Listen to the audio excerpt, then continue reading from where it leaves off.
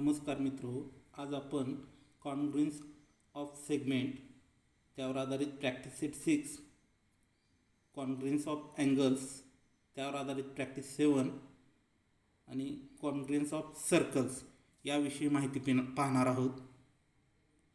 सुरुवातीला आपण congruence of segments पाहूया. याच्यामध्ये आपल्याला सुरुवातीला दिलेलं एक ॲक्टिव्हिटी बघा. टेक अ रॅक्टँग्युलर पेपर म्हणत आहे. काय करूया आपण, अशा प्रकारचा रॅक्टँग्युलर पेपर घेऊया. Place two opposite sides one upon the other, they coincide exactly. आता हे जो रॅक्टँग्युलर पेपर आहे तो जर आपण एकमेकावर ठेवला तर त्याचे जे साईड आहेत ते अगदी काय होतात, एकमेकाला चिकटतात. तर अशा प्रकारे हे एकमेकाला समान आहेत, त्यामुळं आपण यांना कॉन्ग्रुएन्स साईड असं म्हणूया. यानंतर ॲक्टिव्हिटी सेकंड दिलेली आहे आपल्याला. Using the ruler measure the length of seg A B and seg P Q.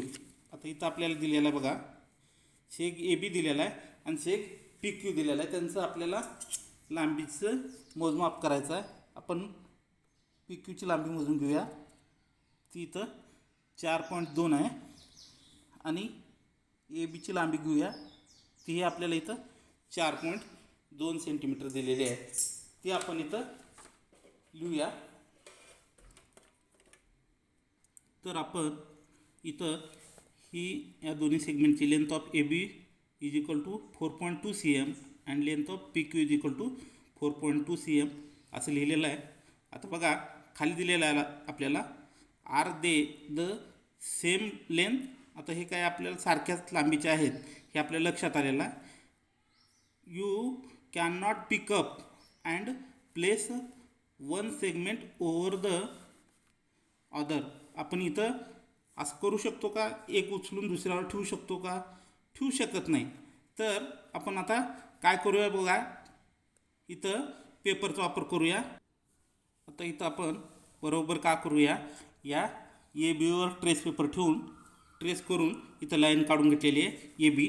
आता ही ए बी ट्रेस पेपरवर काढलेली जी लाईन आहे ती आपण काय करूया, पी क्यू आरवर ठेवूया आणि पाहूया आपण ती बरोबर पी क्यू आरशी जुळते का. अगदी जर आपण पाहिलं खाल्ला जो पी क्यू आर आहे त्याच्याशी ही A B he line segment जी आहे त्यांची दोन्हीची लांबी सारखी आहे, ते एकमेकाला जुळतात. इथं आपण ना ट्रान्सपरंट पेपर यूज केलेला आहे. आता बघूया आपण. Verify that if point A is placed on the point P then B falls on Q. आपण इथं जर समजा या पीवर बरोबर ए ठेवला तर हा बी जो आहे तो बरोबर काय क्यूवर पडतोय. म्हणजे या दोन ज्या सेगमेंट आहेत ते कॉन्ग्रुएंट सेगमेंट्स आहेत. Seg A B is congruent seg P Q. We can infer from this that if two line segments have the same length, they coincide exactly with each other. That is they are congruent.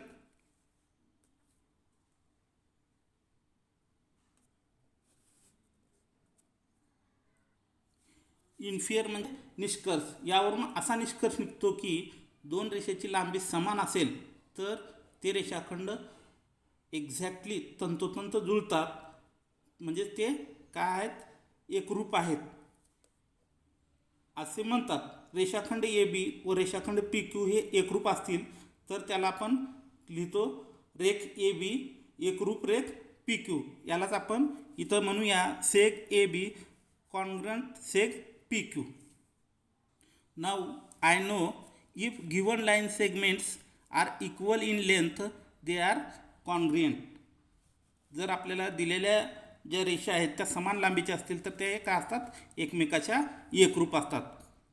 If seg A B congruent seg P Q it means seg P Q congruent seg A बी.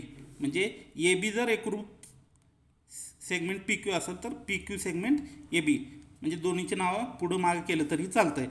तसंच जर समजा seg A B congruent seg P Q and seg P Q congruent seg M N, then seg A B congruent seg M N.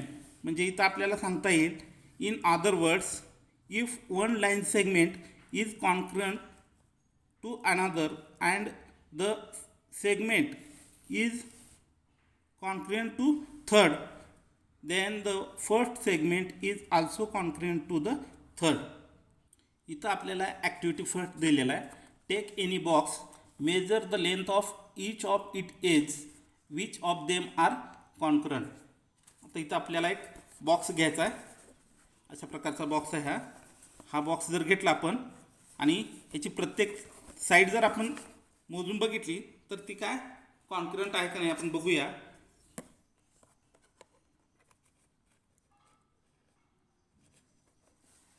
अशा प्रकारे नाही ना, तर ही देखील इथं नाही म्हणजे ह्या सेगमेंट्स ह्या कॉन्क्रुएंट आहेत. इथं आपल्याला दुसरी ॲक्टिव्हिटी दिलेली आहे.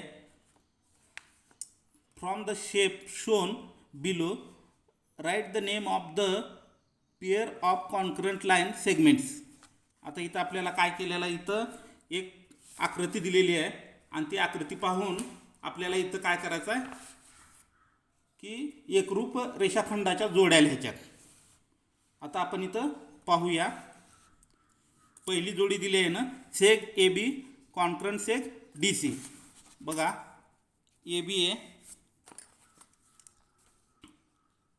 ही ए बी आणि ही डी सी, ह्या एकमेकांच्या काय आहेत कॉन्क्रुएंट आहेत. तसंच आपल्याला दुसरं दिलेलं आहे सेग ए ई. सेग ए ई ती कॉन्क्रुएंट आहे बी एच सी, या बी एच सी. तर आपल्याला तिसरी सेगमेंट विचारली आहे seg E F congruent seg E F. हे जे आहे त्याच्याशी ही 4 आहे, तर एच सी देखील काय आहे 4 आहे. म्हणजे इथं आपल्याला लिहिता येईल seg H C congruent seg H C. चौथी जोडी आहे बघा सेग डी एफ. हे डी एफ आहे, हे जर मोजलं आपण 2 भरलेले तर हे सी डी देखील 2 भरतं. तर seg D F congruent seg C D. अशा प्रकारे आपल्याला सांगता येईल. यानंतर यावर आधारित आपला प्रॅक्टिस सेट 6 हा आपण अभ्यास. प्रॅक्टिस सेट 6मध्ये क्वेश्चन नंबर 1 दिलेला आपल्याला. Write the name of pairs of congruent line segment, use divider to find them. आता इथं आपल्याला काय करायचं आहे, डिवायझरचा वापर करायचा आहे आणि ते शोधायचं आहे. आता बघा आपण एम जी एवढं अंतर घेऊया. हेच अंतर आपण इकडं बघूया जी आर, तेवढंच आहे. म्हणजे आपल्याला पहिली जोडी भेटली एम जी आणि जी आर. तसंच बघा इथं ई जी आणि एन जी हे देखील सारखंच अंतर आहे. तसंच ती आपल्याला दुसरी जोडी भेटली. तिसरी बघा इथं आपण सी जी जर अंतर घेतलं, आता आपण सी जी एवढं अंतर घेऊया आणि हेच अंतर जर पाहिलं आपण जी बी एवढं आहे. म्हणजे आपल्याला या 3 जोड्या या सांगता येतील.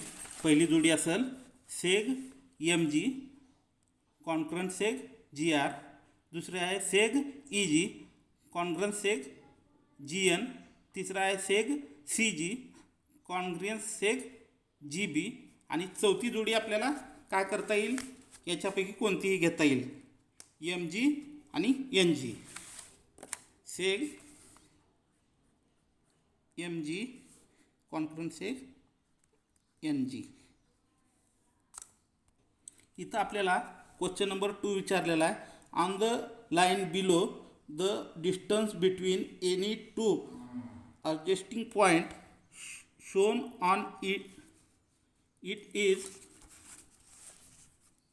equal, hence fill in the blanks. आता इथं आपल्याला या शेजारचे जे 2 बिंदू आहेत समजा इथं ए आणि बी याच्यातलं जेवढं अंतर आहे तेवढंच बी आणि सी मधलं आहे, किंवा डब्ल्यू आणि ए मधलं आहे, किंवा एक्स आणि डब्ल्यू मधलं आहे, म्हणजे ह्याच्यातलं अंतर हे सारखं आहे. तर आपल्याला इथं काय करायचं आहे, कॉन्ग्रुएंट सेगमेंट लिहायचे आहेत.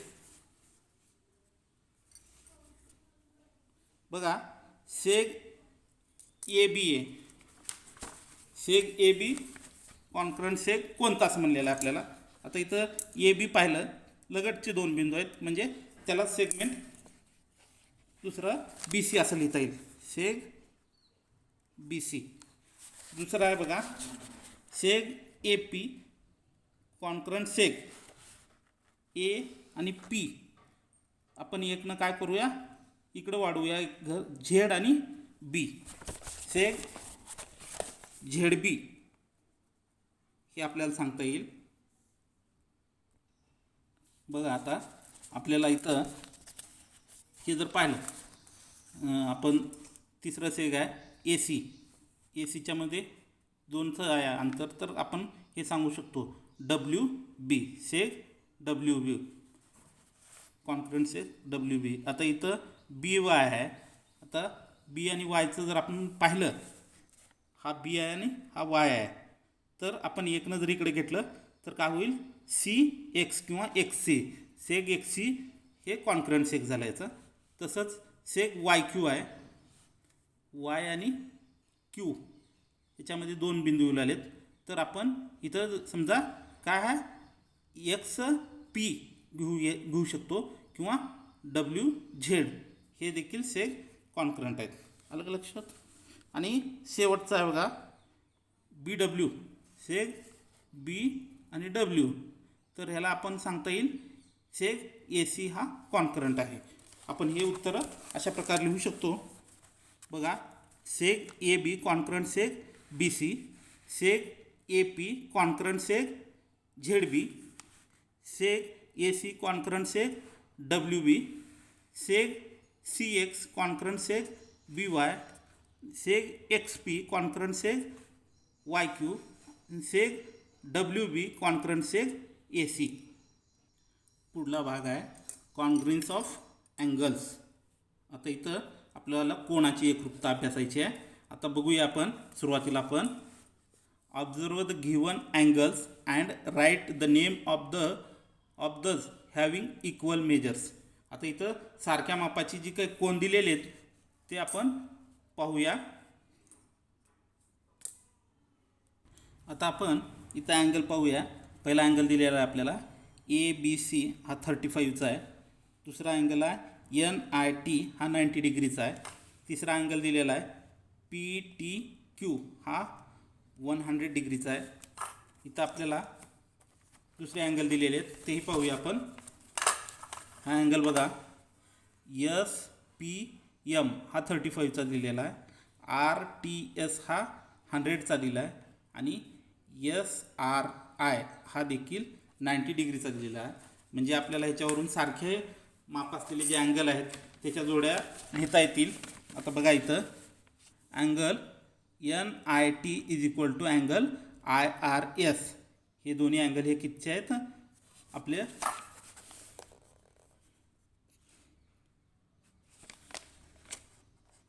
90 डिग्रीचे अँगल आहेत. दुसरा आहे angle A B C equal to angle S P M. हे दोन्ही अँगल 35 डिग्रीचे आहेत. Angle P T Q equal angle R T S हे दोन्ही अँगल 100 डिग्रीचे आहेत. म्हणजे हे इक्वल अँगल्स आहेत. आता इथं आपल्याला ॲक्टिव्हिटी दिलेली आहे बघा. ती ॲक्टिव्हिटी आपण पाहूया काय म्हणतं ते.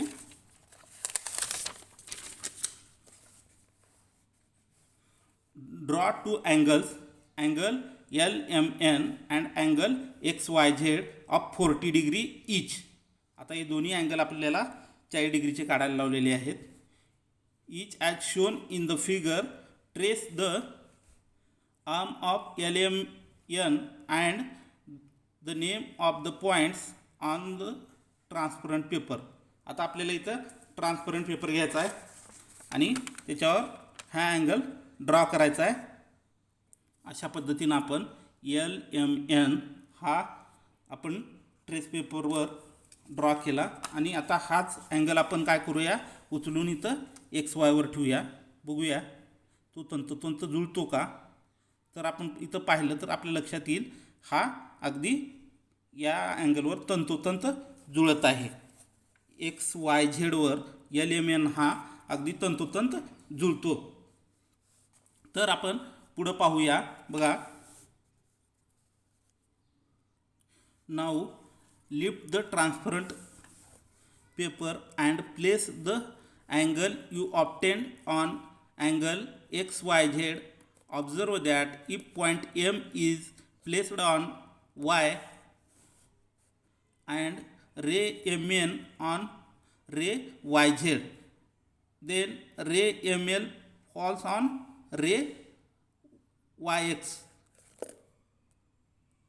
आता बघा इथं एक्स वाय रे एक्स वाय जे आहे त्याच्यावर एल एम बसलेला आहे आणि दुसरा जो आहे वाय झेड रे त्याच्यावर एम एन हा अगदी तंतोतंत बसलेली रे आहेत. म्हणजे हे जे दोन अँगल आहेत एल एम एन आणि एक्स वाय झेड हे काय आहेत, दोन्हीही सारखे अँगल आहेत, एका मापाचे अँगल आहेत. म्हणून हे दोन्ही काय आहेत, दोन्ही अँगल एकरूप आहेत. त्यालाच आपण म्हणूया कॉन्ग्रुएंट अँगल्स. आता बघा,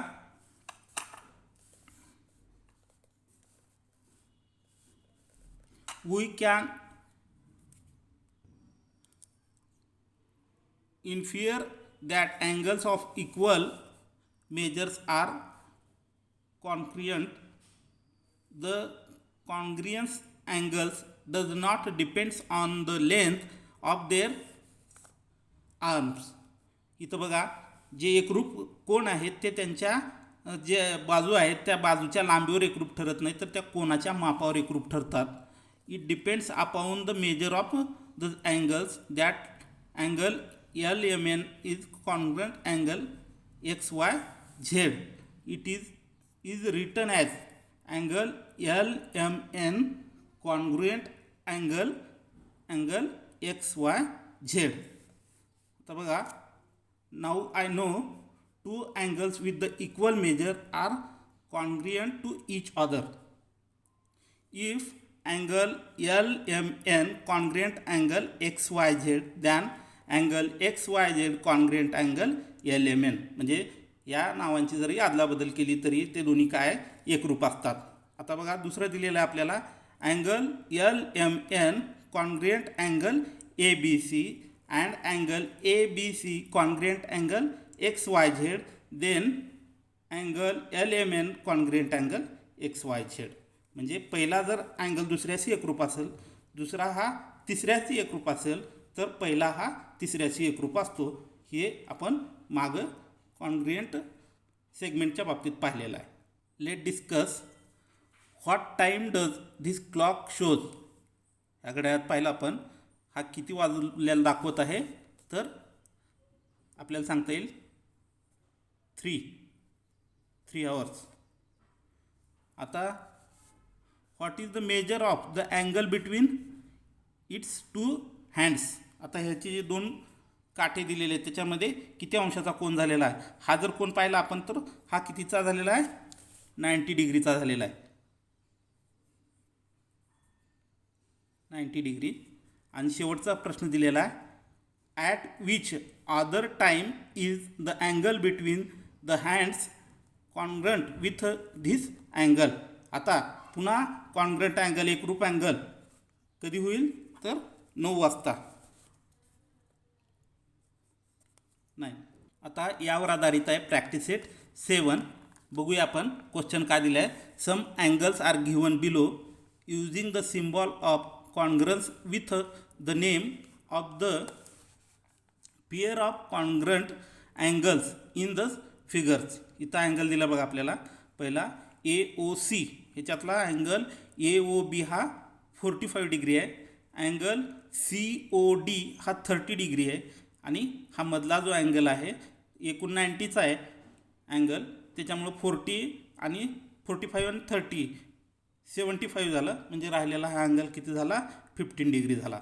तर आपण इथं बघूया, दुसरा अँगल दिला आहे PQR हा 90 डिग्री दिला आहे, तसंच RST हा 45 दिलेला आहे, अँगल LMN हा 30 डिग्री दिलेला आहे. आता आपण इथं प्रॅक्टिस 7मधले जे कॉन्क्रीट अँगलच्या जोड्या आहेत त्या आपण इथं पाहूया. Angle AOB congruent angle RST. दुसरा आहे angle AOC congruent angle PQR. हे दोन्ही 90 डिग्रीचे आहेत. Angle DOC congruent angle LMR. हे दोन्हीही 30 डिग्रीचे आहेत. तर आपला वरला जो आहे angle AOB congruent angle RST हे दोन्ही 45 डिग्रीचे आहे. या पाठातील शेवटचा घटक आहे कॉन्ग्रुएन्स ऑफ सर्कल्स. आता कॉन्ग्रुएन्स ऑफ सर्कल्समध्ये आपल्याला बघा इथं ॲक्टिव्हिटी दिलेली आहे पहिली, ते आपण पाहूया. Observe the circles in the figure above. Draw similar circles of the radius 1 centimetre, 2 centimetre, 1 centimetre and 1.3 centimetre on a paper and cut out the circles. Place them one upon the other to find out which ones coincide exactly.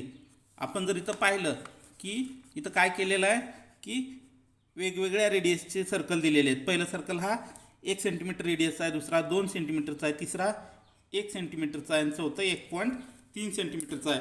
हे जर आपण पाहिलं तर आपल्या लक्षात येईल काय ही radius काय 1 सेंटीमीटर आहे. ह्याच रेडियसचा हा नाही, परंतु ही रेडियस मात्र 1 सेंटीमीटर आहे आणि हे नाही. म्हणजे हे जे दोन सर्कल आहेत ते काय आहेत, कॉन्ग्रुएंट सर्कल आहेत. तर हे एकमेकाशी एकदम तंतोतंत जुळतात. त्याच्यावरून आपण सांगू शकतो. Observation first, circle A and circle C are coincide, म्हणजे हे दोन्ही एकमेकाला जुळत आहेत. दुसरा आहे बघा circle in the figure B, हा B आणि इन फिगर C हा 2 सेंटीमीटर रेडियसचा, हा 1 सेंटीमीटरचा. म्हणजे हे दोन्ही काय होणार नाहीत, एक्झॅक्टली कोइन्साइड होणार नाहीत. तसंच दुसरा आहे बघा figure A and figure D. Figure A and figure D are not coincide. हे देखील दोन्ही कोइन्साइड नाहीत. Are there other pairs like the.